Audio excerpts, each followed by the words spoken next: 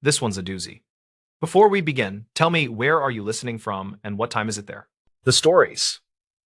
Why the bridge cameras failed during the final crossing. The countdown to the final crossing had been promoted for weeks, and the city promised a clean archived stream. The bridge cameras blinked to black when the convoy rolled, and people kept asking why the goodbye moment vanished. Kira Mendez was 32, and she worked as a municipal traffic systems technician for a mid-river city. Her plan that night was simple, and it involved checking status lights and saving a complete recording of the closure. The steel truss bridge was due for retrofit at midnight, and the transportation office wanted a neat farewell video. She had coffee in a paper cup, and she had a clipboard that made her look official to crews. The incident started 5 minutes before midnight when the feeds showed minor pixelation on the west pylon camera. A few seconds later, the screen tiles on her software wall went gray, and a red banner said "Signal lost." The last frame showed reflective letters on a banner near the railing and a shuttle bus idling behind a pilot car. The convoy began its slow roll toward the county line, and the control room got very quiet. Kira listened to the archived radio channel, and she heard the bridge supervisor saying to hold speed at 15. A dispatcher replied that news crews were filming from the Riverwalk, and the supervisor said that everyone needed to stay behind the cone. Then the audio captured a short static burst, and another voice asked if the city still had their picture. The answer was a dry negative, and keyboard taps filled the silence that followed. Witnesses later said the outage was 8 minutes long, and it began as the pilot car reached the crown. A retired custodian named Gideon Pruitt told a reporter that he saw a cabinet in the median flicker. He said it looked like a tiny lightning bug behind the vent slots, and he heard a faint pop like a knuckle crack. His statement landed in an inbox with 3 other messages that said similar things about a brief blue blink. Kira started with the basics, and she pulled logs from the camera management server without touching the lost files. The server thought midnight arrived twice, which never looks good to anyone who has chased timing bugs. She found a warning about an NTP source flap, and the system switched to a GPS puck after losing the building clock. Timing drift can smear security recordings, yet it rarely knocks every feed offline at the exact same minute. She wrote a note that said timing is a clue, not a cause, and she kept digging with patience. The routers showed a spanning tree reconvergence at 4 seconds to midnight, and that got her attention fast. Spanning tree is a safety net that prevents a network from burning itself with a loop, and reconvergence takes time. She called the on-call network tech, a quiet guy named Rowan, and they met at the Riverfront cabinet. They opened the cabinet with a city key, and they found a 4-port portable switch with gaffer tape on it. The little device sat between the city gear and a coil of orange cable that led under the guardrail. That was not standard kit. And the tape had a logo from a production company that Kira did not recognize. She photographed the layout, and she unplugged nothing until she finished a full set of angles for the file. Rowan traced the orange cable to a tent where a drone crew had packed cases, and the crew had already left. A security guard named Pavel Rios remembered a friendly woman in a blue jacket asking for power earlier that evening. Pavel said the team wanted to pull a clean feed for a big screen on the Riverwalk, and he pointed to a scuffed outlet strip.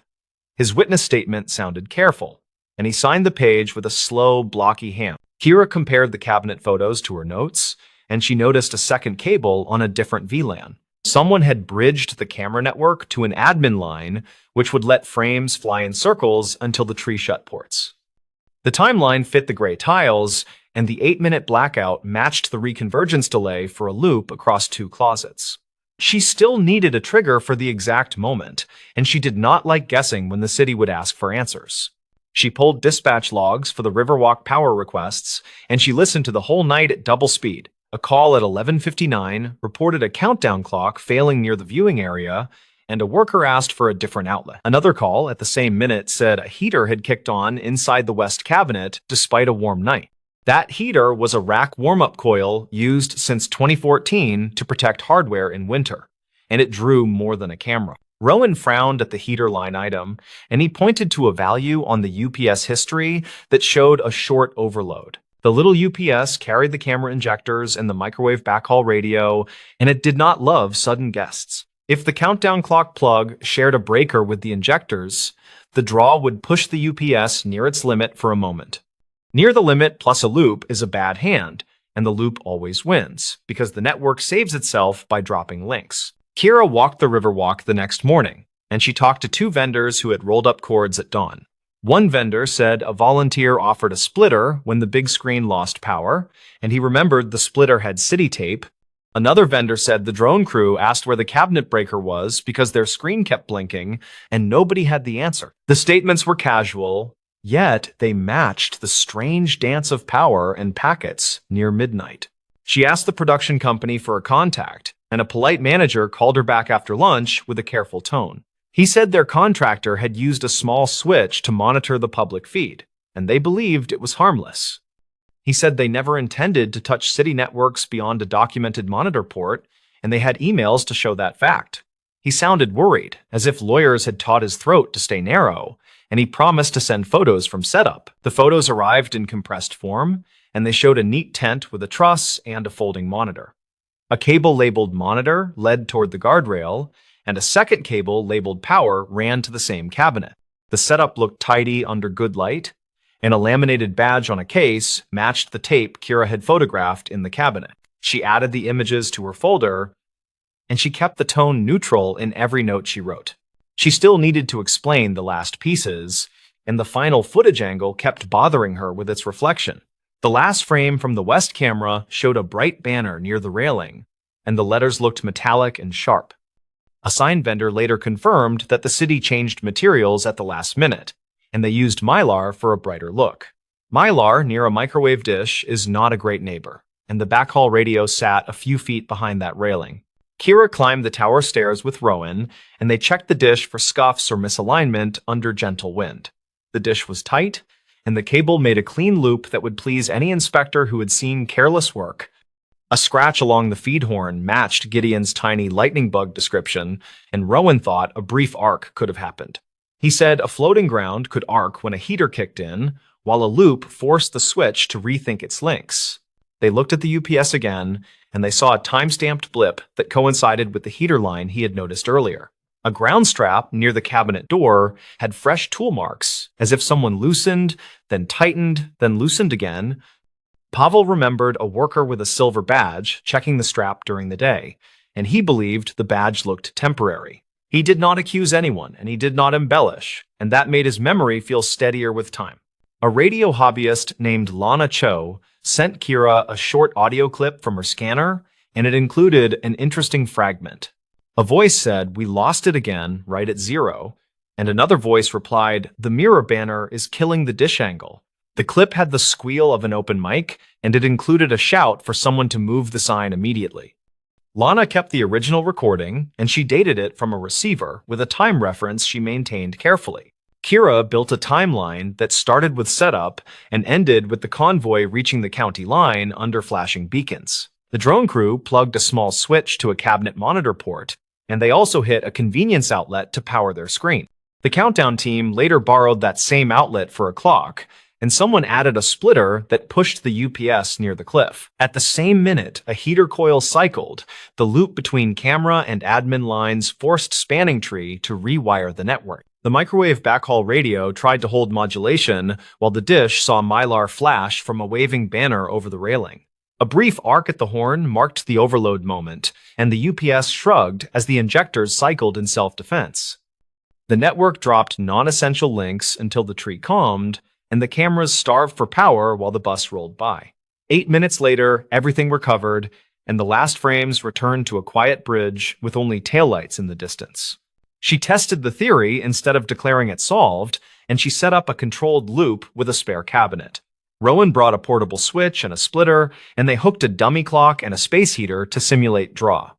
They hung a sheet of Mylar behind a small dish, and they watched link lights as the UPS meter leaned into the red. The picture dropped in a pattern that matched the outage graph, and the recovery time was nearly the same as the archived gap. The city attorney asked for careful wording, and Kara kept her report plain and rooted in the logs and statements. She wrote that the outage was caused by a loop introduced by a third-party device connected to a cabinet switch. She wrote that concurrent power draw caused a protective brownout on the injector bank, and the Mylar reflection reduced backhaul margin. She wrote that the combination aligned at the convoy start and the system behaved as designed to protect itself. There were no villains in the file, and there were only decisions that stacked until one more decision leaned on the pile. The production company paid an invoice for a review of future practices, and they issued a short apology that avoided dramatic language. The city barred portable switching devices from cabinets without written permits, and they posted a plain sign that said, "Do not plug in here." The Riverwalk now had a dedicated outlet post with a meter and a breaker that belonged to special events. Kira saved the last recovered frames in a folder marked Final Moments after the fact, and she kept a second copy offline. She did not watch them often, and she did not chase blame in private, and she slept fine despite a long week. The bridge sulked under scaffolding and tarps for months, and the retrofit finished in a crisp morning 2 years later. People cheered during the reopening, and the cameras held their picture while the first car drifted over the new deck. Later, she visited Gideon at the Riverwalk, and he pointed at the sunset like a man who graded light for a living. He said he liked the quiet after a big repair, and he liked how the river never cared about the drama. Kira laughed, and she said the river had better uptime than most networks she had nursed through storms. He nodded once, and he said the city should write that motto on the cabinet door in permanent black paint. The final crossing remained a story without visuals, and it turned into a local trivia question about timing and luck. People asked why the cameras failed at that exact moment, and she would answer with the same simple sentence. The cameras did not fail. The system protected itself when we pushed it into a corner with too many little choices. It was not sabotage, and it was not a conspiracy, and it was not a broken promise carved in steel. That answer never made headlines, and it never satisfied anyone who needed a single dramatic cause to tie a bow. Yet it was true enough for a file labeled complete, and it was sturdy enough to stand in front of questions. She believed that was all a public story needs, and she believed that was enough to close a small and stubborn loop. The river kept moving, the bridge returned to work, and the cabinets hummed in their careful metal boxes by the rail. The stories. This tape from the lake wasn't meant for you. The box of tapes arrived with a smell like wet cardboard and cold metal, which fit the labels scrawled across the top. The handwriting said property of lakeside maintenance, and under that a warning marker in red that felt a little performative. Ria Kovac was 34 and paid by the city to digitize old media back into living memory, which meant long headphones days. She sat in a windowless room behind the reference desk and fed cassettes into a deck that clicked with patient devotion. Her plan for the day was not ambitious. Just finish a carton before her lunch sandwich bled through the paper. The incident began when she lifted a cassette from the stack with tape flaking like dandruff across the shell and saw the note. Someone had written this tape from the lake was not meant for you in the same heavy hand that marked the box. She laughed by herself, then she rubbed the shell with a sleeve and slotted it into the dubbing deck. The first sound was wind on an exposed mic, then a voice with the plain vowels of a person who never moved away from county lines. The man said, "Recording starts now," then counted off time the way divers do when they want witnesses later. The hiss of water followed, with a hollow knock like an oar catching a ladder. Ria tapped a notepad and wrote, "Lake intake, maintenance crew, late summer." She preferred notes to memory, because notes never tried to impress anyone. The voice returned with an update that felt almost scripted, and he said the police have cleared the North Shore and no one wants to check the culvert. He added that the marker buoy drifted during last week's storm, which would confuse people using the old map rather than the fresh survey. Ria paused the deck and stared at nothing. Then she wrote, "This is not training audio." She listened again while the deck began to wobble a little, as if it felt nervous. The man on the tape called a second person by name, which Ria wrote as Reed, though it could have been Reed, and asked for a tow line length in the book. Papers rustled in a way that sounded practiced, like they had been rustled for microphones before. The second voice was younger and annoyingly cheerful, and he read a number that did not match a chart Ria remembered from a digitized manual. She looked up the manual in a folder and confirmed the discrepancy while the tape kept turning.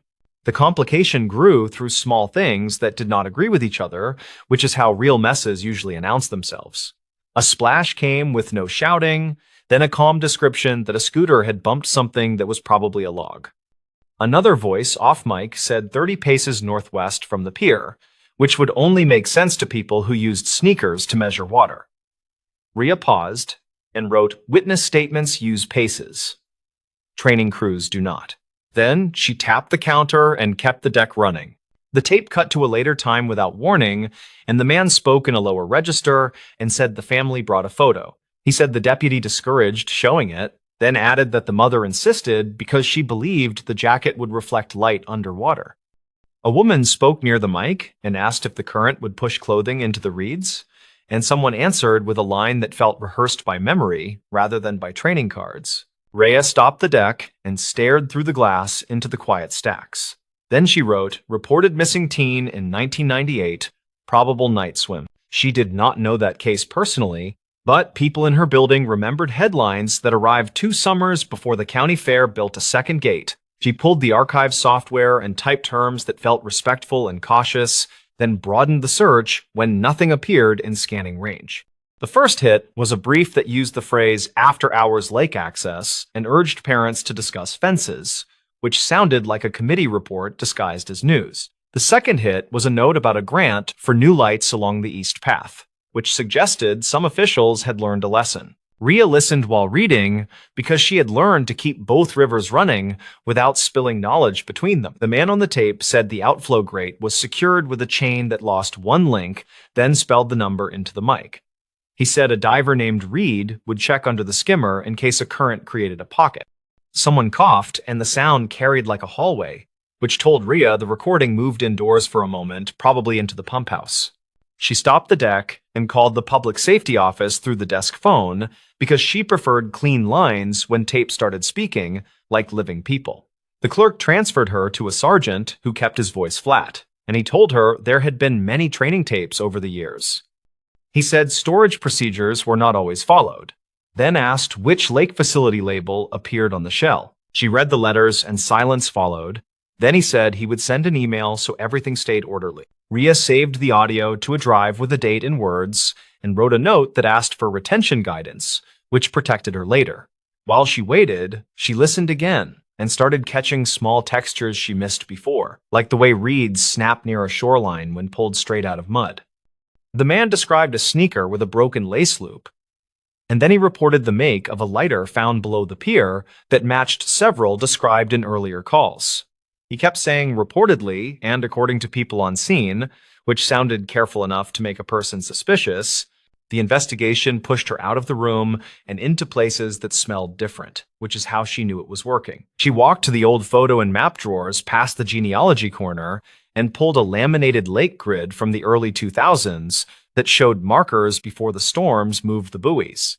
The North Shore marker had 3 possible placements depending on survey year, and the tape described a search pattern that matched the oldest one. She wrote that misplacement would pull a sweep away from the culvert by several yards during a clockwise pattern. Rhea checked the dispatch book that the clerk kept for walk-in requests, and she asked for the log around the week she guessed from the grant article. The book was clean where it mattered and messy where it did not, which is how real logs behave when they are used rather than polished. Several calls mentioned a late-night figure seen near the maintenance gate, and one call specified a tall person wearing a reflective vest that did not match city issue. The vest detail caught her attention because people remember shiny things when they feel useless bystanders. She went to the bait shop at the road bend because people who sell minnows remember who buys coffee the morning after an ugly night. The owner was Tamsin Duarte in 58, with a strong memory for weather fronts and weak patience for tourists. When Rhea asked about North Shore nights from a certain summer, Tamsin cut her off and said people still parked on the service road to drink and break bottles. Then she added a name quietly. Tamsin said a park supervisor called Corley used to sit on the hood and lecture kids about life, though nobody asked. The name did not appear in the tape, but small towns prefer a rotating cast in the same old play. Rhea checked a directory in the library office and found a Corley under Parks with a middle initial and a retirement date in 2007. She called the number listed and reached a house sitter who said the man had moved south for better joints, which sounded reasonable. She left no message and wrote a line that asked if Corley ever held keys to the pump house after hours, then underlined it. The deck resumed chewing while she read, and the man on the tape grew more precise, as if he knew the mic would be his memory. He said the grate was clear, and the scooter had not found anything new, then asked Reed to try the intake lip again. He added that the mother asked about the jacket again and whether dye would spread from the fabric, which sounded like a thought returned to after anxiety chewed it thin. The woman said she had seen a store video of the jacket that week, which told Rhea the incident had a concrete timeline. Rhea pulled the police scanner archive that the library kept on an old server because nobody could agree on legal disposal, and she searched for mentions of the brand. A scanner summary from late summer of 1998 included a clerk report about a young buyer who paid in coins and smiled at nothing. The same summary mentioned a second caller who said a man in a Parks vest argued with a boy on the east path near the lockbox. The timing lined up with the grant discussion about lights, which tied the city's sudden interest to the noise around the lake. The twist showing itself was not a single aha, because that belongs to movies that need curtains. It was a set of small corners that fit together when pushed with patient hands. Rhea realized the tape sounded like a real-time memory created for someone who was not at the scene, likely a supervisor who needed consistent detail later. The repeated phrases and spelled-out numbers matched how people build an alibi they can safely repeat without emotion. The note on the shell felt like a message to that specific person, a plain way to say, "This is yours and you know why." She rewound the tape to the early mention of the drifted buoy, then she pulled an aerial photo set from the state survey that sat in a drawer. The week after the storms, a maintenance record said the buoy was returned to the older anchor by a small crew without a diver on site. If that were true, the inner sweep of a clockwise pattern would miss the culvert mouth during the first pass, which a clever person might count on. She tried the geometry with a pencil on tracing paper and saw a shallow cone opening exactly where a current would pocket-light plastic. Rhea went back to Tamsin and asked if anyone ever found a jacket that fooled a search, and the woman stared a long time. Tamsin said a teen found something pale tangled in reeds the following spring, but the deputy told him to leave it and call. The item was gone when they returned, and the kids stopped talking about it after a meeting with a parks official in a corner booth. Tamsin said she did not like how the official smiled at the end. Then she told Rhea to be careful with old tapes because they roll out like rope in water. She shared a summary with the sergeant by email, using careful words that respected the difference between suspicion and proof.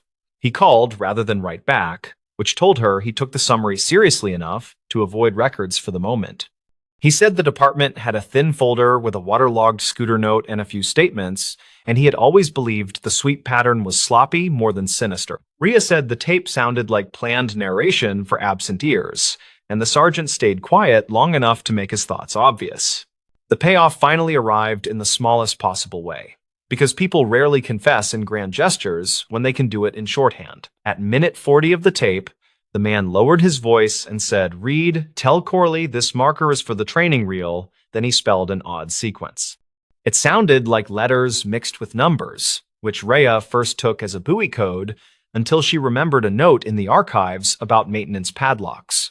City padlocks used a shared code that changed each spring, and the tape included a similar pattern with 2 digits swapped. She checked padlock logs that were still on paper because privacy rules kept the spreadsheet in another building, and the pattern matched the East Path lock from that summer. The swapped digits would open the maintenance gate without leaving a standard key entry, which would make late-night arrivals look like routine trips in the morning. The person who needed that information was not a diver or a deputy, but a park supervisor who liked to sit on hoods and pretend to mentor children. Rhea played the end again and wrote that the tape was a message, not a record of good work under pressure. The line "this tape was not meant for you" was probably aimed at anyone outside a small circle who might later hear it by accident. Corley retired in 2007 with commendations for hours served, which was a different metric from the one that matters in the quiet presence of water. The teen on the grant timeline vanished from the archive after a few weeks, and the paper changed topics the way papers do when people stop calling. She turned in her notes to the sergeant and asked for a receipt because she understood how institutional memory leaks through cracks when nobody labels boxes. He said he would log the audio as potential evidence, even if the statute road was unclear, and he thanked her for resisting the story-shaped shortcuts. She felt tired in a way that would not fix itself with coffee, and she stopped the deck with her thumb resting on the button longer than needed. On her way home, she pulled into the park and sat in the lot without climbing out.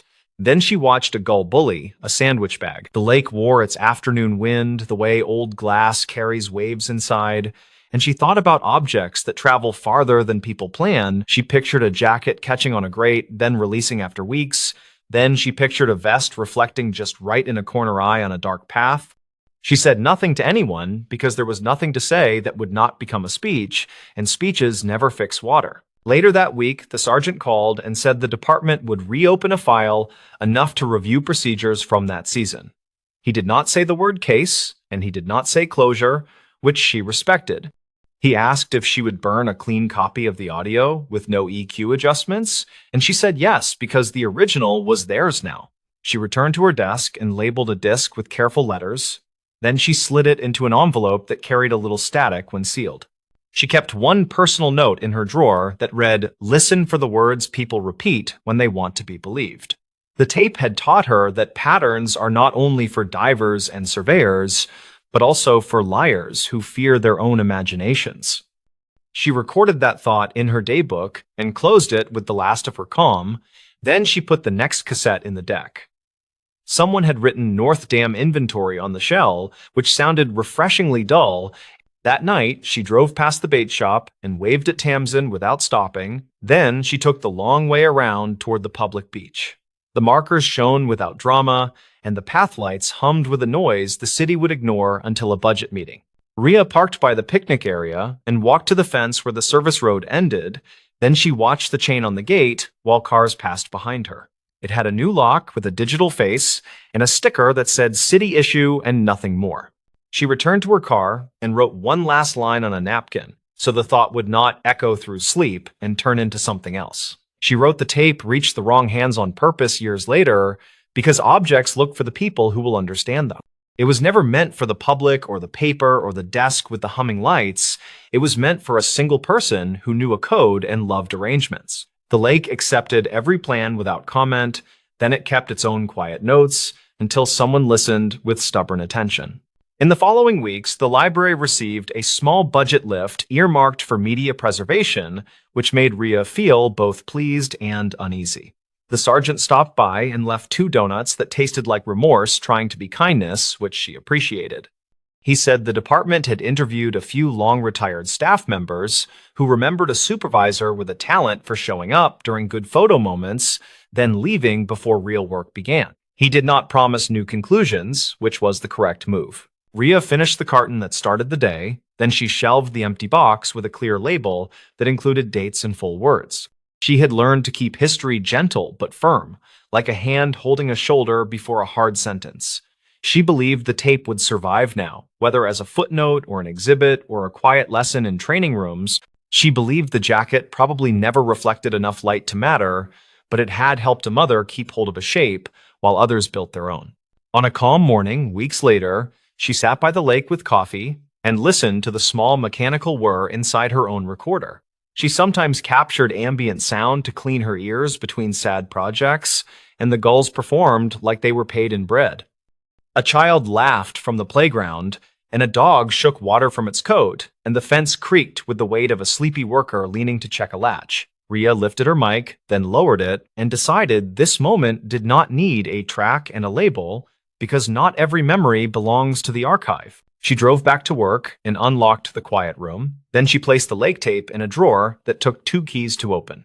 The message had found an unintended reader, and the circle had widened by an inch, which was sometimes the only ethical way to widen circles. She wrote one careful note in the catalog that said voices describe a search using drifted markers and misremembered charts, reportedly to inform an absent supervisor. The stories. Motel room key log raised a warning at noon. The motel stood behind a tired strip mall where the highway bent east, and the room key log flagged a warning at noon. The manager said it had never done that for a single guest before, and the front desk software timestamp looked clean. Tamsin Rourke was 38, and she worked as a freelance transcriptionist who liked quiet rooms near highways. She checked in after a morning dental appointment, and she asked for a corner room away from the ice machine. Her plan was simple and forgettable, and she would upload 2 interviews before dinner without distractions. She had a cheap grocery salad chilling in the mini fridge, and she set her laptop near the lamp. The incident started when she left for a quick walk along the frontage road, and she returned before lunch. The red light on the lock blinked twice when she placed her key. And then the handle felt sticky for a second. She slid the key again, and the green light appeared, and the door opened without resistance. Something in the room felt slightly wrong, and her neat habits made that feeling hard to dismiss. Her notebook sat an inch off its earlier square alignment, and the privacy latch hung down at a different angle. The remote was upside down on the bed runner, and the curtains were parted just enough to show the lot. She did not panic, and she checked the window first, then the bathroom, then the closet. Nothing obvious was missing, and nothing valuable looked disturbed, and the safe still clicked with the same code. The manager, a steady man named Karim Doss with a careful way of talking, came up with a portable printer. He said the lock system kept an audit trail, and he could print the last 50 entries for peace of mind. He pressed a button on the encoder box, and a strip of paper fed out with lines that looked like a receipt. He pointed at a line that read, "Warning at 12:00. And he frowned at the code beside it. Karim said the warning usually meant repeated wrong keys, or a master key used in the wrong sequence. He asked whether she had trouble at the door, and she said the first swipe was odd, but it finally worked. He said housekeeping had not reached the swing yet, and the schedule showed rooms 5 through 10 blocked for later. He also said maintenance had no work orders near her room, and the pool pump had their focus today. Tamsin asked for a copy of the printout, and he tore the strip carefully and handed it to her. He said the desk software would mirror the entries, and the access times should match the paper record. He offered to change her room, and she said she preferred to stay if he could figure out the timing. She needed to finish her files, and moving would cost an hour of careful setup that already worked. He left to check the system downstairs, and she began a small investigation with habits learned from years of odd jobs. She took pictures of the desk layout, and she wrote down the position of the remote and notebook.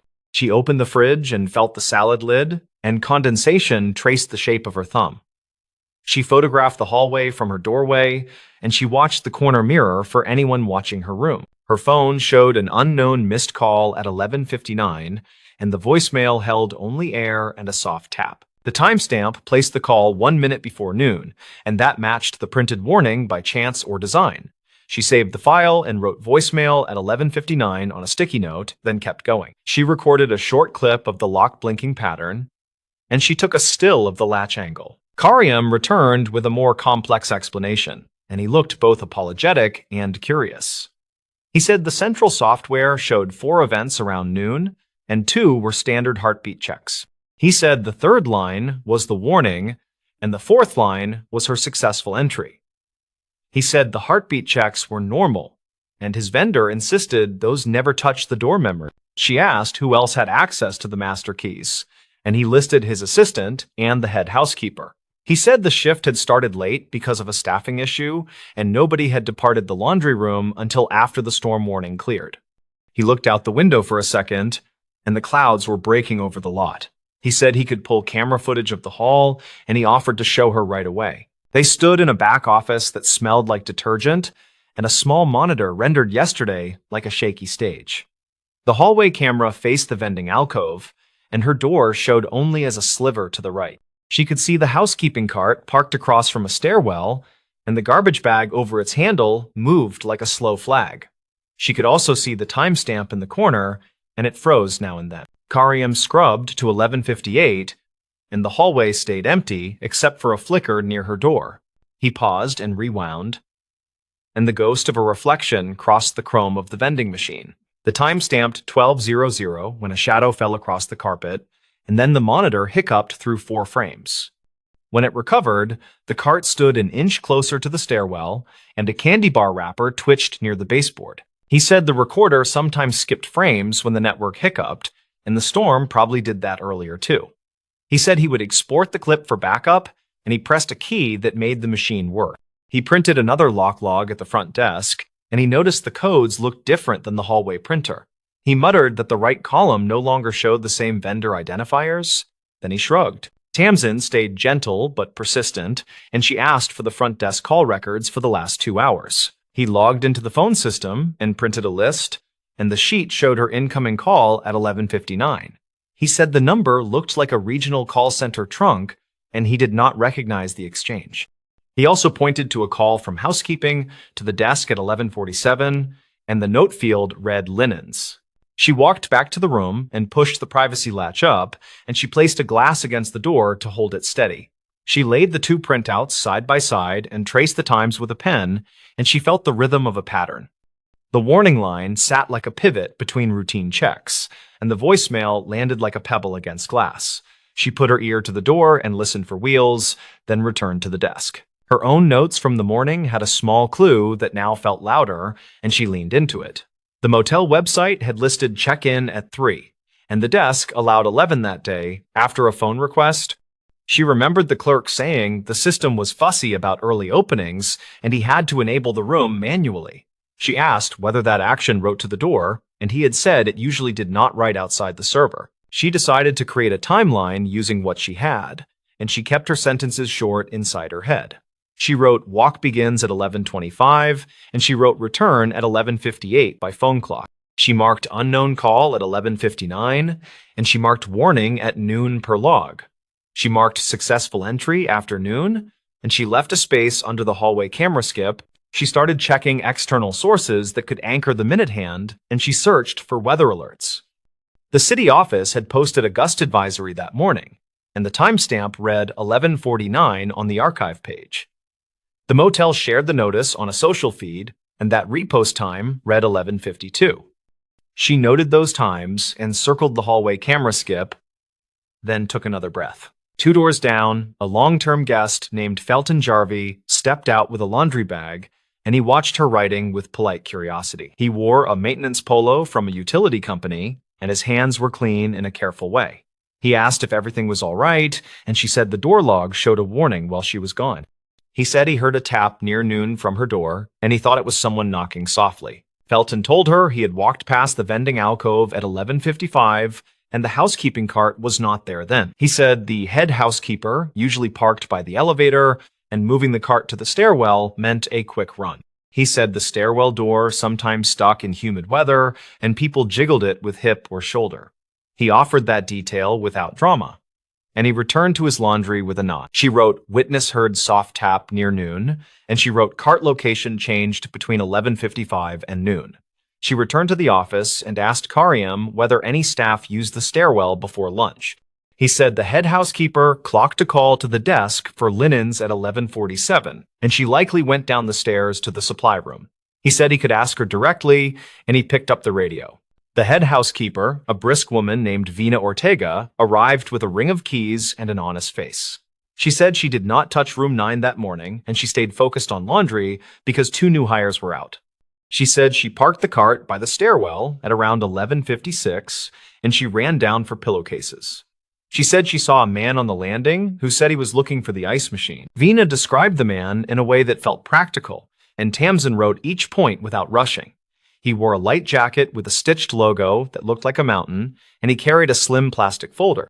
He kept his head down when he passed her, and he said something like, "Sorry, wrong turn," in a low voice. Vina said she did not see him after that moment, and she returned with pillowcases within 2 minutes. Karyam asked whether the man entered any rooms, and Vina said no with a clear shake of her head. She added that the folder looked like those carriers used by sales reps who drop off rate sheets, and she shrugged. Tamsin asked if any vendors had appointments scheduled around noon, and Karyam checked a clipboard near the computer. He said a door lock vendor had promised a firmware push window this week, and the note read, "Watch for noon checks." He called the vendor number from the contract, and a recorded line explained a service window had occurred overnight earlier that week. The recording mentioned that local controllers might resynchronize during the next heartbeat, and some systems would show noon test entries. It said the entries should not appear as warnings, and any warning codes indicated a local misconfiguration with time settings. Karyam put the phone down slowly and exhaled. This turned the printed warning into something less mysterious and more technical, and yet the soft tap and shifted items remained. Tamsin asked whether the motel had shifted clocks recently, and he said they had updated everything after a power blink in late spring. He said the head housekeeper never touched the controller closet, and only he and the assistant manager had the key. He said the assistant was off-site today, and the key hung in his pocket. Tamsin asked for the stairwell camera if available, and he said that stairwell lacked coverage by an inch of budget.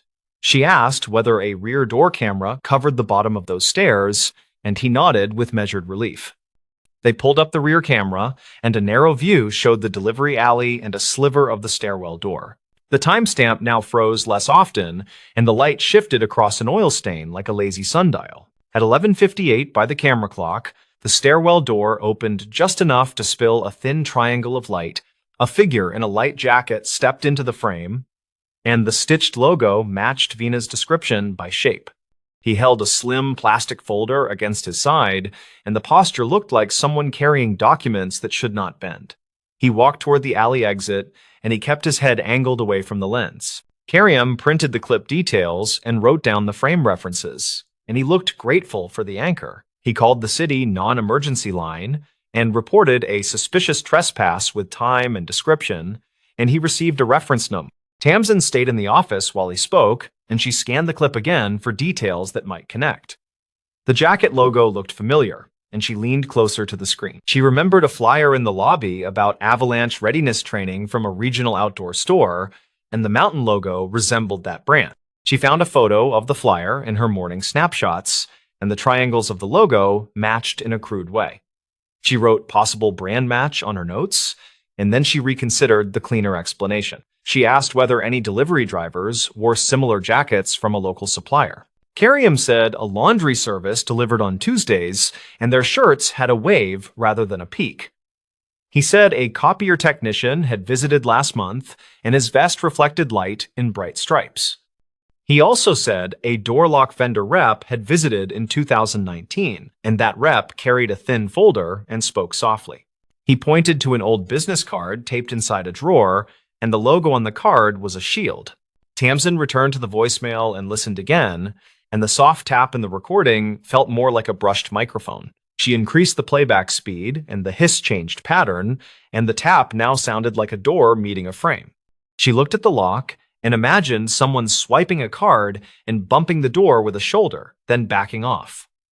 The warning at noon could align with an invalid swipe, and the soft tap could be that bump. She compared the hallway camera skip with the rear camera movement, and a pattern gained weight. The hallway camera froze near noon, exactly when the stairwell door opened downstairs, and the network load could explain that. The housekeeping cart shift lined up with Vina jogging to the supply room, and the man could have slipped past as she turned. The voicemail hit her phone as the man reached the bottom door, and the network jitter added noise. She also checked her own photos from the morning, and one showed the privacy latch at a different angle before she left. The after image showed the latch touching a scuff on the frame, and the before image left a finger of space. That meant someone likely opened the door enough to disturb the latch, then reset it with an unfamiliar hand. The remote upside down could be a subtle cue of a rushed search or simply clumsy housekeeping. The twist arrived when she noticed the line at the very top of the first printout, and she traced it with her pen. The header used a 2-letter time zone label that did not match the server region, and the offset would shift noon by 1 hour. The rear camera time showed one set of minutes, and the hallway printer showed another set on a slightly different clock. That meant the warning at noon really pointed to 11, and her walk covered that window. She told Karim that the warning might mask an entry a few minutes earlier, and he nodded slowly as the idea settled. He pulled the controller settings and found a daylight rule applied twice, and the vendor menu allowed only one checkbox. He disabled the duplicate flag and printed a fresh log, and the warning line now read 11:58 after correction. That timestamp matched the voicemail and the rear camera movement on the dot. With the corrected time, the man in the jacket appeared at the stairs exactly when her door reacted, and the picture sharpened. Vina confirmed her quick run for pillowcases at 11:56 by wristwatch memory, and Felton's soft knock memory seemed solid enough. Karim called the non-emergency line again with the refined time and the clearer description, and the dispatcher thanked him for the update. Later that afternoon, a patrol unit stopped by and reviewed the printed clips and the fixed audit trail, and they asked simple questions. They said a regional scam had targeted small motels by posing as vendor reps, and the goal was to test doors for forgotten valuables. They said the suspects favored just-checked rooms with early occupancy, and a front desk distraction sometimes played a part. They took the folder details and the logo sketch and said they would file a report. Tamsin finished her interviews with the door double-latched, and she kept one eye on the hallway mirror when grabbing ice. She moved her wallet to the safe and spread her notes across the desk, and the scene felt accountable now. She typed a short summary with exact times and saved every photo twice, and she kept the lock printouts flat under the clip. She handed copies to Karim before dinner, and he thanked her in a tired voice. Before she slept, she replayed the day with a practical mind, and she measured her fears against the evidence. The door lock warning at noon had sounded alarming and mysterious, and the correction removed some dramatic weight. The network's skips created suspicion, yet they explained themselves when matched with weather alerts and stairwell footage. The man in the jacket had moved like a test rather than a charge, and his exit suggested caution over violence. The next morning, a call from the dispatcher confirmed a minor break at another motel, and the description matched the jacket and folder. They said nobody was hurt, and they had recovered a similar audit trail with the same duplicate daylight setting. They asked for permission to retain Karim's clips for training, and he agreed after printing a release form. The report would remain bland and useful, and that felt right for everyone involved.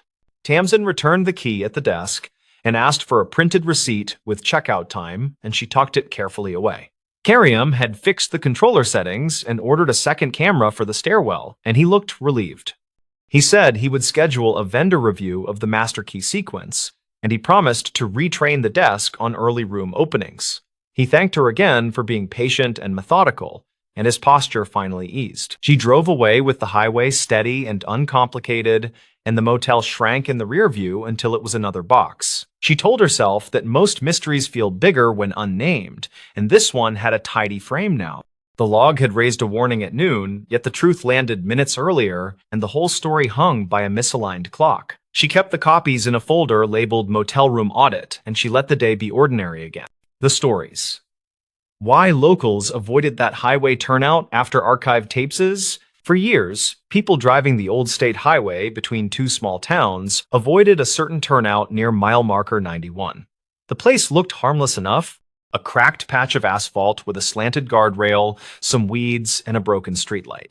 But those who grew up nearby said that if you stopped there at night, strange things happened. Back in 1996, a highway maintenance worker named Travis Keene was assigned to inspect storm drains along that stretch. He was 38, lived alone, and usually did his rounds before sunrise to avoid heavy traffic.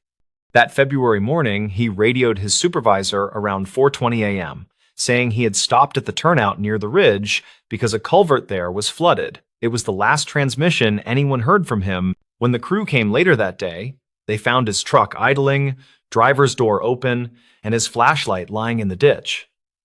His radio was still on the seat, buzzing with static. At first, they thought maybe he slipped and fell into the drainage pit, but search teams combed the area for 3 days with dogs and found nothing. The official report listed him as missing. In early spring that year, a state trooper found a small cassette recorder wedged under the passenger seat of Keene's truck. The tape was partially damaged by moisture, but audio engineers later salvaged parts of it. What they heard caused the highway department to quietly close that turnout for several months. Only fragments of the tape were ever released, though copies circulated among troopers and local reporters. On the tape, Keene's voice could be heard describing the flooded culvert and making notes for his report. He mentioned hearing a sound like running water even though the drainage was still. Then there was a pause, followed by the crunch of gravel and a faint metallic knocking, as if something were striking the guardrail. He muttered that someone must be out there. Moments later, his tone changed. He whispered that a figure was standing at the end of the turnout, near his truck lights, motionless. The rest of the tape dissolved into static, then a few seconds of muffled breathing, then silence. Investigators checked the surrounding land for any sign of trespassers. The nearest houses were half a mile away, and nobody reported hearing or seeing anything unusual that night. Still, the Highway Patrol logged several late-night calls over the next month from drivers who said they saw flashing lights or a person standing in the road waving them down near that same marker. When officers arrived, nothing was ever there. In 2002, a retired dispatcher named Loretta Vance told a local paper she had archived several of the old emergency tapes from that period. She said she remembered one specific call that never made it into the public file. According to her, a truck driver had radioed in saying there was a man in a reflective vest near the turnout signaling for help. By the time a patrol unit arrived 8 minutes later, the truck driver was gone. His rig was found 3 miles down the road, engine off, lights on, and the door locked from the inside. He was later located at a diner 20 miles away, confused and unable to recall leaving the cab. Reporters tried to verify her memory through the department's records office, but several of the call logs from 1996 through 1998 were missing, apparently lost during a server migration. Still, copies of the Keene tape surfaced online around 2011 after someone uploaded a restored version from an old police archive. Audio specialists claimed the frequency hiss on the track shifted in a way that suggested outdoor interference, like shortwave bleed or power line distortion, though no transmission lines ran near that turnout. A freelance investigator named Aaron Byers, who once worked for the State Transport Division, conducted his own study of the site in 2017. He took soil and water samples and found nothing unusual except traces of magnetized iron particles near the guardrail. He speculated that the metallic knocking Keene mentioned could have been the sound of loose signage vibrating from wind gusts. However, his field recorder picked up a faint, rhythmic pulse whenever his car engine was idling near the slope, a pattern that matched the timing of the static bursts on Keene's tape. Locals told Byers that animals often avoided that patch of asphalt. Drivers noticed deer crossing farther down the road and stray dogs turning away before the curve. One witness, a postal carrier named Darlene Ruiz, said she once stopped there to fix a loose mirror and saw what looked like a headlight beam flicker across the inside of her car, even though no vehicle was approaching. She left immediately and later noticed her clock had jumped ahead 12 minutes. Her phone's timestamp showed the same gap. The county eventually restructured the route in 2020, adding new lanes that bypassed the turnout completely. The old guardrail was removed, though pieces of it remained piled in a maintenance yard behind the highway office. Some claim that late at night, if you drive along the parallel service road, you can still see faint taillights hovering where the old pavement used to curve. Over time, the Keene disappearance became part of regional folklore, filed next to old mine accidents and bridge collapse rumors, yet certain details kept resurfacing, like the archived dispatcher notes that matched later reports, or the fact that multiple tapes contained the same background hum.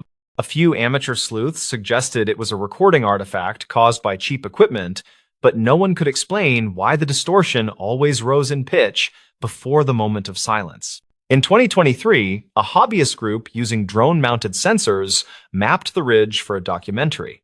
They detected an underground cavity, roughly 12 feet beneath the turnout site, extending toward the nearby creek. Geological experts said it was probably an erosion tunnel formed by runoff, though it wasn't present in surveys from the 1980s. The cavity collapsed a few months later after heavy rain, leaving a sinkhole that swallowed part of the service fence. No trace of Travis Keene or his equipment was ever found in that area, but a later inventory from the Transport Department listed one missing flood gauge and a handheld magnetometer, both last signed out under his name. Today, older residents still tell travelers not to pull over between marker 90 and marker 92. They say sometimes, when the air is heavy with moisture and the road hums beneath your tires, you can hear faint tapping, like metal brushing metal, and a low voice reporting water levels into an old cassette recorder. Whether that's just echo carried from the nearby drainage tunnels or something else entirely remains uncertain. What's clear is that no one in town stops at that turnout anymore. The stories might be exaggerated, but every legend begins somewhere, and this one began with a man who simply vanished while doing his job. One quiet morning in 1996, the stories. Paramedic who returned a ring to the ranger station, He found the ring beneath a bench outside the ranger station after a thunderstorm cleared and left everything smelling like pennies. The inscription was shallow from wear, yet legible enough to stop him cold before he tossed it in Lost and Found. His name was Daryl Keene, 32, paramedic on the rural night unit that parked near the station between calls. He had clocked out late and planned to drive home for eggs and sleep, nothing heavier than traffic and weather. The ring was small, silver, scuffed, with 4 letters etched inside that did not match any brand he recognized. He wiped it on his shirt, felt ridiculous superstition prickle his neck, then reminded himself that metal was just metal. He walked into the station lobby where the maps curled at the edges and flyers begged hikers to sign trail registers. The clerk on duty that morning was a seasonal hire named Isabel Rusk, 26, wildlife biology graduate and coffee loyalist. She wrote the ring in the inventory ledger, asked his phone number for a courtesy call, and slid it into a tray. Dario left a note by instinct, a paramedic habit, logging time and location and weather in case someone asked later. Out in the parking lot, he replayed last night, which featured a stranded camper with mild hypothermia and a false alarm. He could not shake the ring, which was strange, because he usually forgot objects once they were filed and numbered. On his day off, he cut through town for groceries and noticed a poster at the laundromat that mentioned a missing ring. The page was sun-warped and stapled crooked, with a photocopied hand and the same 4 letters circled in black pen. The contact tear slip was gone, but a name remained that matched an old Ranger call sign he knew from dispatch. He remembered hearing it during training, tucked into an anecdote about a search several winters before he joined the unit. Back at his apartment, he opened a plastic tote where he kept spiral notebooks filled with patient notes and road observations. He used them to steady his head when night shifts stacked up and details blurred into one long siren-haunted ribbon. He flipped through a winter notebook and found an entry about a storm closure at the North Ridge trailhead near mile marker. There was a scribble about a reported vehicle in the lot after midnight, and a reference to archived calls marked cold case. The 4 letters matched the poster and the notebook, and his stomach tightened like he had stepped into empty air unexpectedly. He told himself it was coincidence. Then he looked again at the handwriting and knew he would not sleep without checking. He drove to the station and asked for Isabel, who had just come off trail crew support and smelled faintly like pine cleaner. She retrieved the tray, confirmed the ledger entry, and admitted that the ring already drew a call from a withheld number. The caller reportedly asked whether the inscription was intact, then hung up when she offered the standard lost property procedure. Isabel shrugged and said weird things find the station every year, then asked why he looked like he had swallowed a tack. Daryl explained the poster and his notes, careful with phrasing, avoiding names and exact dates that might tag private people. He asked whether the old Ranger call sign meant anything to her, and she frowned like a person trying to remember a ringtone. She typed on a terminal that still beeped like an old cash register and pulled up a thin incident summary from past seasons. The report mentioned a volunteer ranger named Lyle Witt, mid-40s, seen last signing out to check a flooded culvert. Witness statements suggested he turned off the main road to assist a motorist in a heavy rain that erased tire tracks. Final footage from a highway maintenance camera showed headlights near the ridge turnout, then heavy static as wind battered the lens. The 4 letters in the ring inscription matched his initials and a nickname the volunteer used on old trail day signboards. The summary ended with a note that the vehicle and the volunteer were not recovered despite grid searches and river scans. Daryl felt the room narrow, which happened to him on difficult scenes when he needed to pick the next useful action. He asked whether they ever collected personal property from that area, and Isabel said most recovered items turned up much later. She added that spring melt exposes things that winter hides, and lost metal often travels far in culverts and channels. Daryl asked to sign a witness statement, which felt strange, since his only act had been bending for a glint under a bench. He described the find with plain details, like distance from the threshold and position of the bench slats and water stains. He included the weather and the timestamp from his phone, then he photographed the ledger page with permission for his records. On his way out, he noticed a corkboard with dryer lint textures of flyers, including one about historic flood years and culvert maintenance. A little printed square described a storm nearly 20 years back that undercut the ridge road and formed a temporary sinkhole.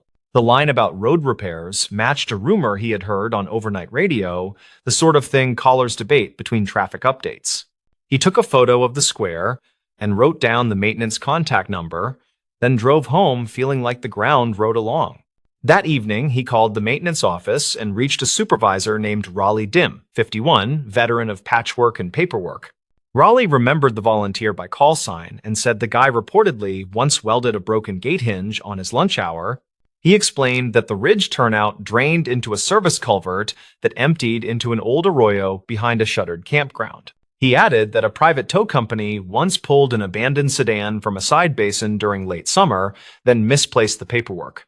Daryl asked whether the county kept disposal receipts, and Raleigh said archived bills lived in a warehouse that smelled like motor oil.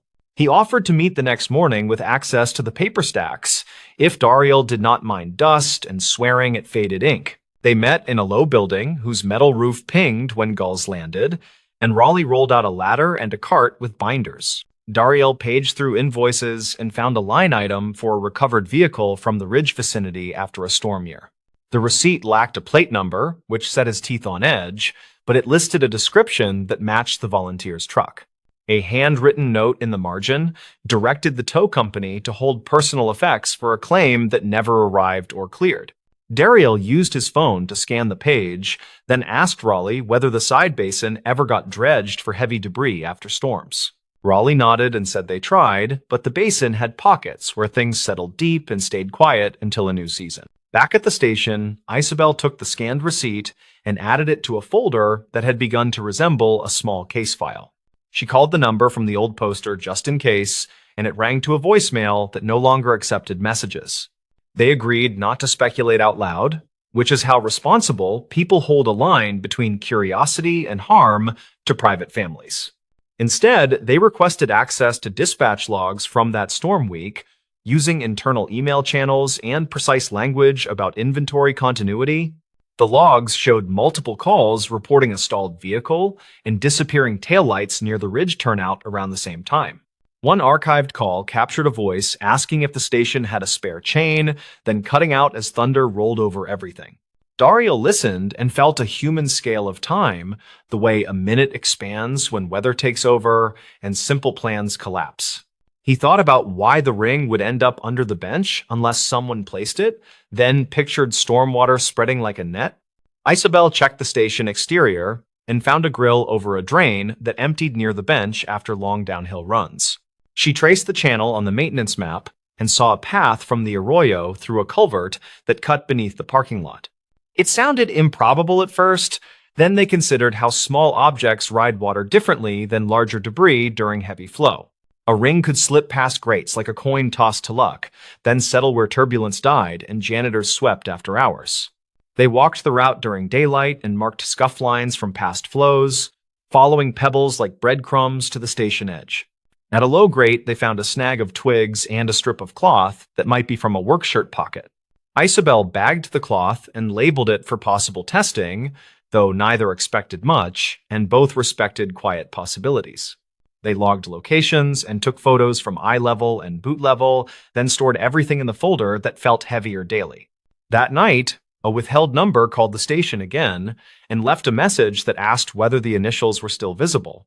The voice sounded older and careful, and the caller reportedly asked about stainless versus silver, then thanked someone who had not answered.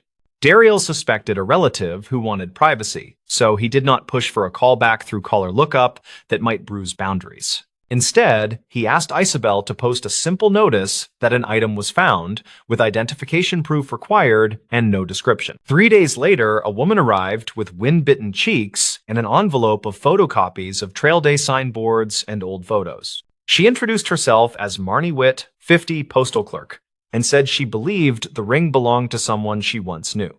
She produced a photocopy of a volunteer roster with initial marks that matched the inscription style and the spacing between letters. She also brought a scanned image of a birthday photo reportedly taken at the station picnic where the ring first appeared on a hand. Isabel followed procedure, asked neutral questions, and requested a description without revealing any difference between steel and silver. Marnie said it was silver and scuffed from manual work, and the letters were done with a cheap engraving pen from a hardware counter. She had no interest in press or drama, only closure regarding a box of things that never found a rightful shelf at home. She did not ask about remains or rumors, and the room felt like a church hallway, with voices quietly minding the floor echo. Daryl watched her study the ring like a person watching weather, accepting change without bargaining. Then she nodded and held it close. She signed the claim form and thanked them for record keeping, then said she planned to take the ring to a quiet spot and breathe. After she left, Daryl and Isabel sat silently with a folder that could be closed even without answers that win headlines. They updated the file with non-identifying language, noting that the event remained unresolved, but an item found its probable keeper. A week later, Raleigh called to say the warehouse yielded another stack of toe slips that linked the earlier receipt to a dated work order. The order referenced a truck pulled from a side basin near the arroyo, with no occupant listed and disposal recorded after waiting periods. Daryl printed the work order and attached it to the file, then suggested a courtesy memo to the county records office for alignment. The memo included excerpts from dispatch logs, witness statements, and the inventory ledger, written plainly, without speculation or sharp claims. He drove to the turnout that evening and parked where the wind rolled downhill like a waterless river over dry grass. He stood by the newly repaired grate and imagined a ring skipping through stormwater, then settling under a bench as the world dried. On the way back, he stopped at the laundromat and saw the old poster had been removed, the staple holes still marking the cork. He felt relief and something else that did not have a tidy name, a feeling like finishing a call without losing anyone. At the station, Isabel had taped a small note above the lost and found that read, "Inventory matters, please describe details patiently." Daryl smiled because he knew how patience saved lives on ugly roads and how tiny facts often carried heavy conclusions silently. He wrote a final entry in his notebook that summarized the chain of events, using timestamps and neutral phrasing like a field report. He listed his own doubts and how they changed, which he did after tough nights, so future him remembered the shape of useful doubt. He drove home and fried eggs and left the radio off, letting the quiet fill in around the edges of the long day. In the morning, he returned to duty and checked his ambulance kit twice, then a third time, because routine confidence keeps hands steady. News never broke big from the ridge, and that felt right. Because families deserve weathered truths without strangers guessing for sport. The station kept the folder in a locked cabinet with a slip that directed any future inquiry to records with gentle formality. When Daryl parked near the bench again, he looked at the drain and thanked the design that nudged a small thing into daylight. He also thanked the habit of writing things down, because memory can bend when nights are long and calls stack like restless waves. He knew the ring did not fix the story, yet it tightened the edges enough to hold, like stitching on a torn sleeve. He decided that returning it mattered regardless of headlines, because care can look like a metal circle resting in a palm. Later, a storm rolled across the hills and the station roof hammered, but the grate held and the lot drained without drama. Daryl watched the water pass the bench and felt steadier than the week before, which is a kind of quiet rescue in itself. He thought about that last highway camera clip that cut out as wind rose, and he hoped the driver knew someone kept looking. He believed that simple custody of small objects carried weight, and he promised himself to keep taking notes when the world blurred. The next week, a handwritten thank you arrived with no return address, just a single sentence about holding grief like a stone. Isabel logged the letter, then placed it in the file where it settled beside receipts and call logs and dry photographs. They closed the cabinet gently, like leaving a campsite clean, and the station returned to business with maps and radios humming. Daryl stepped outside, breathed air that smelled like wet bark, and felt awake enough to meet the next ordinary emergency. He walked past the bench and saw nothing shine, and that unremarkable view felt right, like a road that finally held its line. The stories.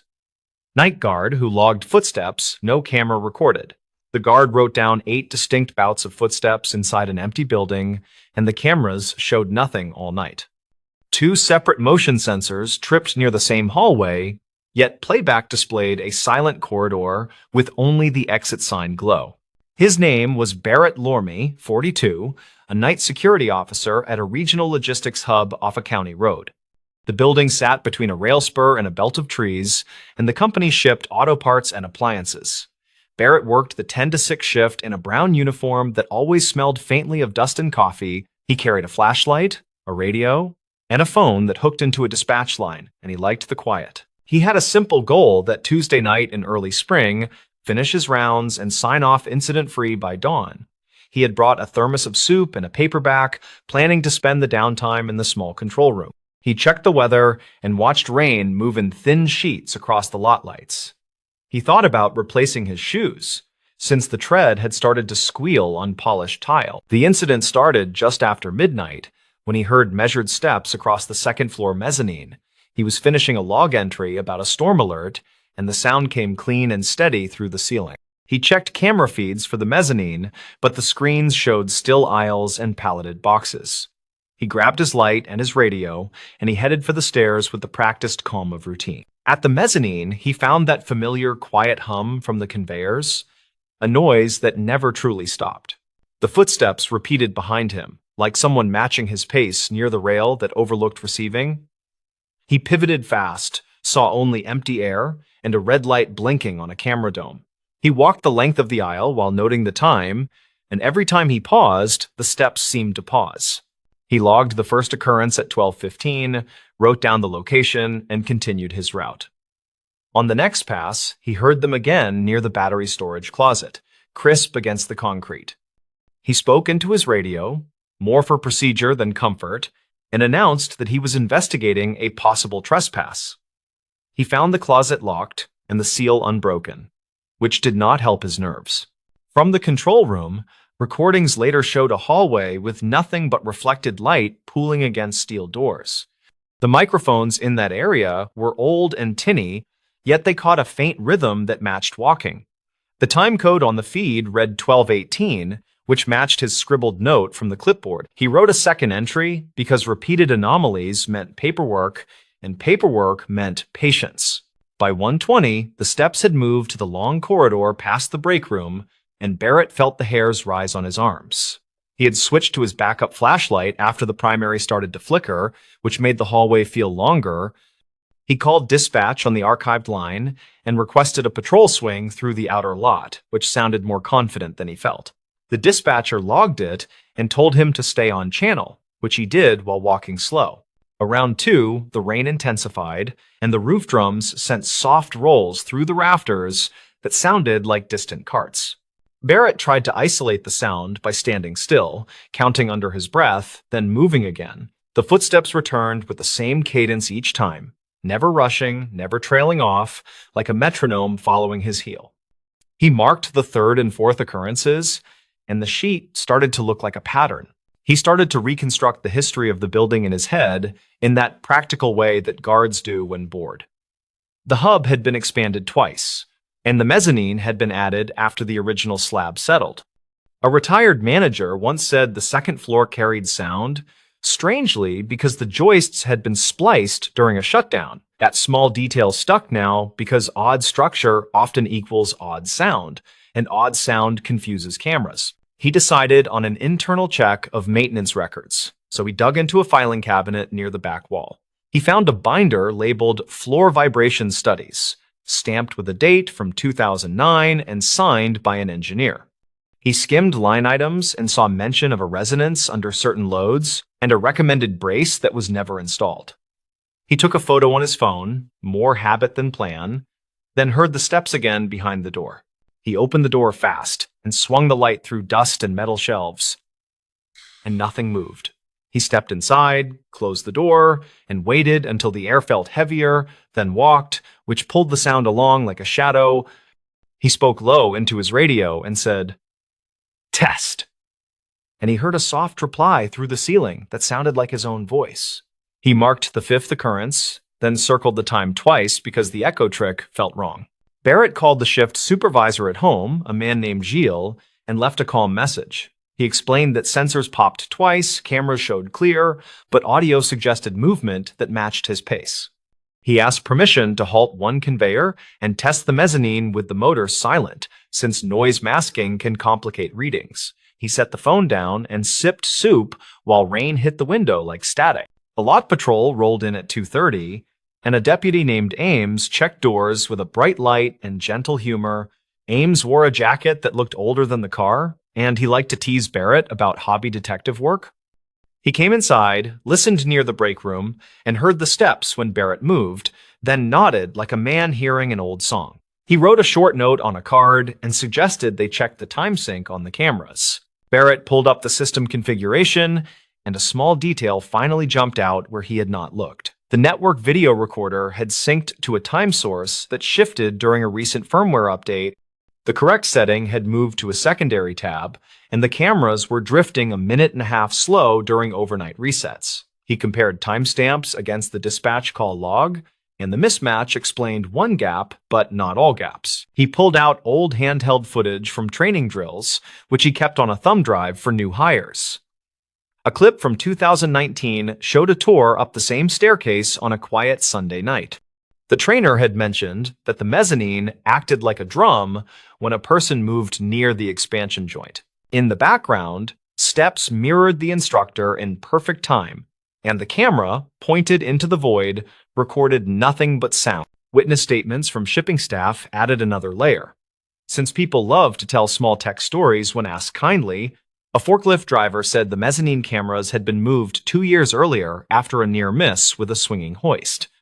The new angles covered the rails and aisles, but created a narrow dead zone where a parapet shadow swallowed detail. The guard had never noticed because no one had reported anything in that exact strip. At 3:15, Barrett and Ames did a careful test. Treating the building like a patient with a stubborn cough, Barrett walked 5 paces, paused, walked 5, paused, and Ames watched monitors and marked everything on a yellow pad. The audio track caught consistent taps that matched the shoes, and the video showed an empty frame right where the parapet shadow lived. The dead zone was only 3 feet wide, yet it covered the spot where the resonance amplified best. They tried the same thing with the conveyor powered down, and the pattern grew clearer and less masked. Without the motor hum, the sound felt sharper, as if the building had pulled back a curtain, yet the frame still looked clean. Ames snapped his fingers and said, "That right there is our ghost. If a ghost paid rent and liked stairs." Barrett smiled without meaning to, then told him he would still file the incident by the book. He went back to the maintenance binder and took a second photo of a page about a brace that was never installed. The engineer had recommended a crossmember at the joint to dampen a known frequency that matched walking strides. In one margin, someone had written a note about budget carryover that probably killed the fix with a shrug. He put that in his notes with a plain line that said, "Brace never added, resonance persists during light traffic." The sixth occurrence came while he wrote that sentence, like the building wanted to underline the point. He recorded the time, then cross-checked it against the corrected system time on the recorder, and they finally aligned. He realized the worst part was not the sound, but the way uncertainty stretched time during long nights. He spoke aloud to the empty hallway and said, "That is enough now," which felt silly but oddly steadying. He kept investigating because good habits make future nights easier, which matters more than a single scare. He printed the camera layout and traced the dead zone with a highlighter, then labeled each motion sensor with its field of view. He checked battery dates because a dying sensor can behave like a jumpy cat, and both batteries were fresh from last month. He called the day supervisor and left a second message with a tighter summary. The seventh and eighth occurrences happened as a pair near 4, right when shift change trucks started rumbling past the fence line. The steps matched his route exactly. Yet the sound slid forward and backward based on where he stood near the rail. He pictured the mezzanine as a guitar body that needed a finger pressed lightly on a string to quiet a note. He thought about the brace again, and he made a final note that felt like an instruction. When Gilles called back just before 5, Barrett kept his tone normal and direct. Gilles asked if he needed an officer to sit inside until the sun came up, and Barrett said they were fine now. He explained the misaligned timestamps and the dead zone shadow and the resonance sheet that read like a forgotten to-do. Gilles sighed, then said to write it clean and attach the photos to the morning inbox. Barrett did that line by line, treating the log as a small map for the next person. He wrote that witnesses heard the sound during training in 2019 and that maintenance had never added the brace. He wrote that the camera angles needed a minor shift to close the dead zone near the parapet. He added that the network recorder needed a corrected time source to prevent drift during overnight resets. He included a note about the patrol deputy who observed the sound and saw clean frames. Because outside eyes help, he kept the language careful and dry, avoiding drama, sticking to facts he could show later without wobble. He attached phone photos of the binder pages, the highlighted camera layout, and his clipboard entries that matched the sensor alerts. He finished by recommending a temporary closure of the area until the brace could be installed. Sunrise cleaned the edges of everything, and the building felt ordinary again, which was a relief he did not say. The rain slowed, and a gull rode the wind over the rail spur, which made him laugh at himself for being jumpy. He locked the mezzanine door and placed a bright cone at the landing, because simple signals beat superstition every time. He poured the last of his soup into a paper cup and let the steam warm his nose. When the day shift filed in, Barrett handed the report to the receptionist and nodded to the warehouse lead. He told the lead to keep people off the mezzanine except for essential work, and the lead agreed with a tired salute. Ames waved from his car and drove off with the easy confidence of a man satisfied by a solvable problem. The place returned to its ordinary clatter, which was the best sound in the world that morning. In the weeks that followed, the company installed the missing brace and retuned the camera angles by a small degree. A contractor ran a new line to the time source, then logged the change and initialed the tab with a neat signature. The steps never reappeared in the same way, according to follow-up notes and archived calls from later shifts. Barrett replaced his shoes and kept working nights, because quiet had always been the goal. If anyone asked about the story, he told it straight, and he never padded the edges to make it spooky. He said that buildings remember their mistakes in the shape of their echoes, and a cheap fix can teach a loud lesson. He said that cameras can lie without malice if someone nudges their clocks or points them an inch left. He said that good logs can save an hour of fear, which felt true every time he wrote a line. By summer, the mezzanine felt like any other walkway. Not a drum, not a stage, not a mirror for footsteps. The report lived in a drawer with other small sagas of night work, each one patient and plain. Barrett liked that the truth did not need big words or legends, just careful notes and people who read them. He had found the sound and given it a reason, and the reason made the building quiet again. The stories. This abandoned cabin is a warning trap in winter. The old cabin beside the county line looks empty from the road during storms. Yet a warm porch light appears. Drivers aim for it when whiteout wipes the world, because a light means shelter, or at least a neighbor. Rhea Calder is 36 and works as a county snow operations supervisor, and she keeps a spiral notebook of storm anomalies. She shows up before dawn, checks blades and salt loads, and marks complaint calls with a thin blue pen. Her goal this morning is simple. Get the ridge plowed before the school runs, then swing by a trouble spot. The spot is a bend near an abandoned mining cabin, where people keep calling for help when the sky goes white. The incident that changes her plan starts with 2 archived calls that ping the same mile marker and both mention the same porch light. The first caller said the light flicked on like someone waved them in, and then their SUV sank past the axle in drifted powder. The second caller said he saw reflective stakes like a private driveway, and he trusted the stakes and followed them in. Rhea drives out with a plow and a county ranger, and the wind pulls spindrift across the hood like milk. She idles beside the bend, then walks the last stretch on a packed lane that should not exist. The lane is narrow, precisely the width of a small plow, and the snow on its edges shows a scalloped bite that her crews do not leave. She studies the porch light, which is wired to a salvaged marine battery and a hockey puck-sized solar panel. The cabin window is boarded, yet bare footprints cross the porch, and the snow on the mat is tamped smooth with a boot heel. A battery radio inside clicks on and off on weather band, then goes silent like a timer has died. A tow truck appears before Rhea can call the last caller back, and the driver waves from a bright red cab. He introduces himself as Tully Grange, and he says he just happened to be nearby, which is unlikely on a weekday morning before the bus runs. He backs toward the trapped SUV with a practiced arc, then stops when Rhea holds up a hand. This is county equipment. she says. And he shrugs, then says he can wait in the pullout. She notes the pullout was not there last week because she passed here in a smaller storm and saw only brush and drift. The fresh gravel under his tires is a tan quartz blend not used by their supplier, which her crews call peach pit gravel because it stains gloves. Complication lands in small details that refuse to match, and details are the only honest witnesses in bad weather. The reflective stakes near the porch are county colors, yet the plastic sleeves are slightly glossy, which means hardware store knockoffs. The stake spacing mirrors a county driveway template, yet the end flare is reversed, which a training manual would not allow. She opens her spiral and writes the count of stakes and the order of colors, then photographs each with her phone. The ranger sets a trail camera on a fence post, angled at the bend, and another on the porch beam, both tagged with the hour and coordinates.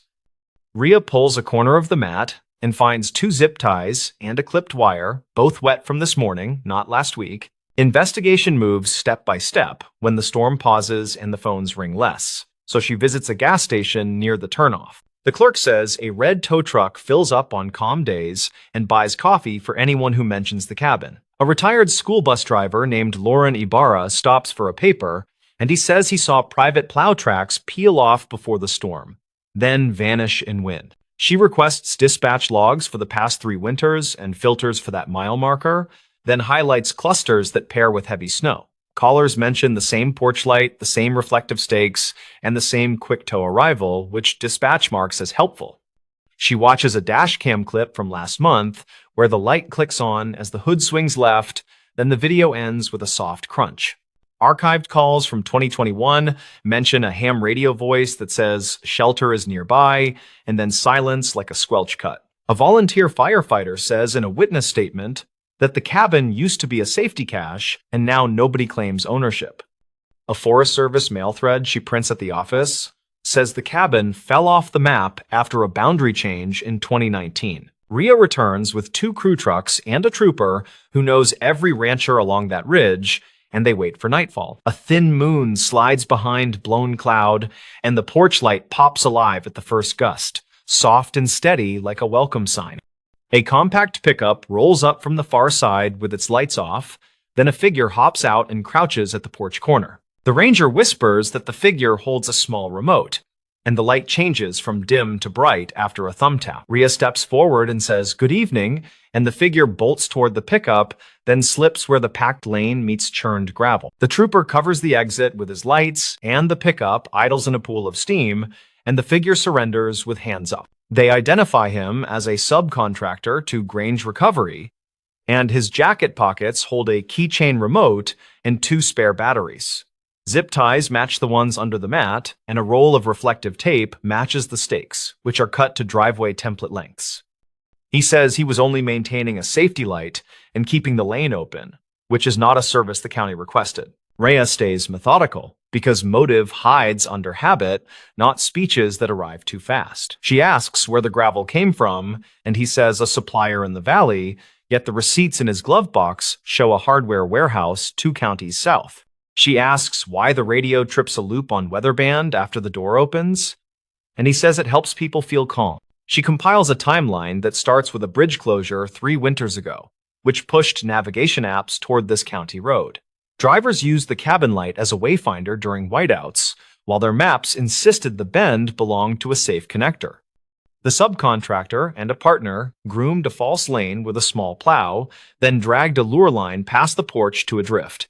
Vehicles followed the stakes and the shine, then sank where the wind always filled the cut, and then a tow contract appeared fast. The subcontractor had a scanner tuned for dispatch, and he shadowed snow squalls, then nudged the light when a hood turned.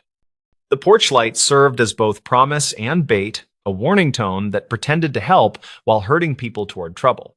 The twist clicks when Rhea notices something everyone else ignored, because details are stubborn and patient when money moves. The stakes used county colors, yet the white stripe appears cream at dusk, which happens when old tape yellows in cold. The county only switched to that tape after a backorder last spring, yet the stakes showed last winter, which means someone copied and refreshed. She pulls a photo from the first cluster of calls and zooms on a stake that leans at a slant near a spruce. A boot print sits at the base with a split heel pattern, and the subcontractor wears the same make, which the trooper confirms. The peach pit gravel under the pullout matches bags stacked in the pickup bed, stamped with a store brand not used locally. They bring in Tully Grange on a quiet afternoon, and he arrives calm, carrying a thermos with a sticker from a drag racing track. He says he never told anyone to follow that light, and he is right in the narrow way salesmen are right. He made sure the light stayed visible from the highway, and he made sure the false lane looked exactly like a private driveway. Rhea uses her spiral notes and dispatch timestamps and the dashcam clip to assemble a proof that a prosecutor can lift. The proof is plain. The lane grooming aligns with tow arrivals, and the light remote explains the synchronized porch glow. The radio loop satisfies a claim of safety service, yet the loop trips only when a door opens after a driver commits. Witnesses give short statements. A school custodian says he saw stakes in a truck behind the parts store, and a rancher remembers a trailer loaded with gravel. A hardware buyer confirms past orders of reflective sleeves and tape in county patterns, then prints invoices with dates that match storm weeks. The trail camera video shows the subcontractor stepping off distances with a tape measure, then pressing reflectors into drifted banks. The county files charges on false markings and a long list of fraud-related counts, and the state adds a charge tied to interference.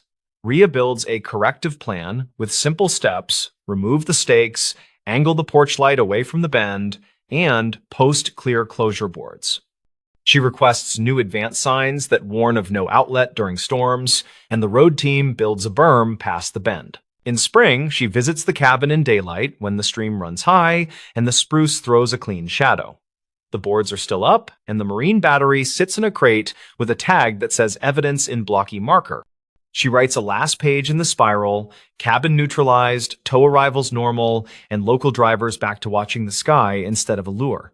She keeps the dashcam clip on her work desktop as a reminder of how easily stressed people choose the first light they see. She writes a line on a training slide: never chase glow in a whiteout, choose distance markers and windbreaks and patience. She speaks at a town meeting using plain words, then thanks the bus drivers and the ranch hands who notice small things that save bigger things. According to a statement filed later, the subcontractor said he borrowed the idea from a forum where recovery outfits shared winter tips. The forum is archived now, and the thread title mentions hazard magnets, which makes her jaw tighten in a quiet office. She forwards the archive to a state liaison, then shuts her laptop and listens to the heater tick inside the shop. 2 winters later, a driver who once followed the light sends the department a short letter with a photo of the bend in Sunday. The letter says, "Thank you for fixing the trap, and thank you for posting signs that speak like a human, not a brochure." Rhea pins the photo on the bulletin board and draws a small check beside the mile marker on a laminated map. The cabin still stands, where the wind stacks powder against the wall, and a jay hops along the porch rail after a thaw. People talk about that porch like a lucky star in a bad stretch. Yet the real luck was a person with a notebook. A false beacon is a cruel thing in winter, and the fix was not a heroic beatdown, only careful eyes and a stop. She drives past when each first snow begins, then checks the berm and the markers and the culvert past the spruce. The road hums under studded tires, and the bend looks like any other bend in a county full of the same bends. She knows a trap can wear a smile and a soft bulb, and a warning means nothing unless it points away from harm. The old cabin still looks empty if you do not look close, and light can lie when money needs help. Rhea prefers the dull honesty of a reflector that never blinks, and a berm that refuses to pretend it is a road. She closes her spiral at the end of each shift and treats winter like a puzzle that pays back the patient mind. Hey there, fans of the strange, dark, and mysterious. If you're into stories that make your skin crawl and keep you up at night, then buckle up, because this one's a doozy. Before we begin, tell me, where are you listening from and what time is it there? The stories. Why the bridge cameras failed during the final crossing. The countdown to the final crossing had been promoted for weeks, and the city promised a clean archived stream. The bridge cameras blinked to black when the convoy rolled, and people kept asking why the goodbye moment vanished. Kira Mendez was 32, and she worked as a municipal traffic systems technician for a mid-river city. Her plan that night was simple, and it involved checking status lights and saving a complete recording of the closure. The steel truss bridge was due for retrofit at midnight, and the transportation office wanted a neat farewell video. She had coffee in a paper cup, and she had a clipboard that made her look official to crews. The incident started 5 minutes before midnight when the feeds showed minor pixelation on the west pylon camera. A few seconds later, the screen tiles on her software wall went gray, and a red banner said "Signal lost." The last frame showed reflective letters on a banner near the railing and a shuttle bus idling behind a pilot car. The convoy began its slow roll toward the county line, and the control room got very quiet.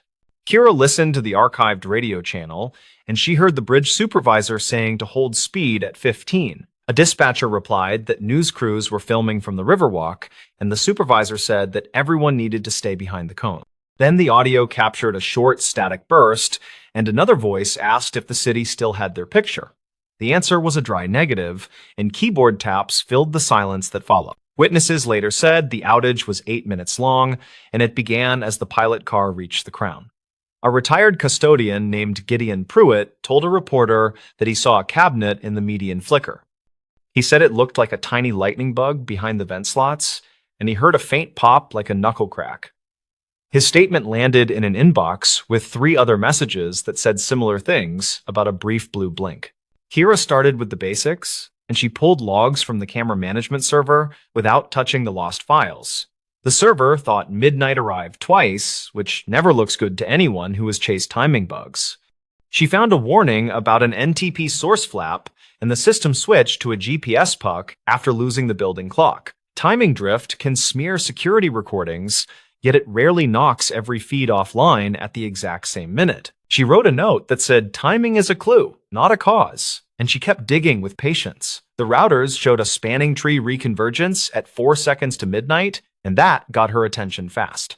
Spanning tree is a safety net that prevents a network from burning itself with a loop, and reconvergence takes time. She called the on-call network tech, a quiet guy named Rowan, and they met at the Riverfront cabinet. They opened the cabinet with a city key, and they found a 4-port portable switch with gaffer tape on it. The little device sat between the city gear and a coil of orange cable that led under the guardrail. That was not standard kit. And the tape had a logo from a production company that Kira did not recognize. She photographed the layout, and she unplugged nothing until she finished a full set of angles for the file. Rowan traced the orange cable to a tent where a drone crew had packed cases, and the crew had already left. A security guard named Pavel Rios remembered a friendly woman in a blue jacket asking for power earlier that evening. Pavel said the team wanted to pull a clean feed for a big screen on the Riverwalk, and he pointed to a scuffed outlet strip.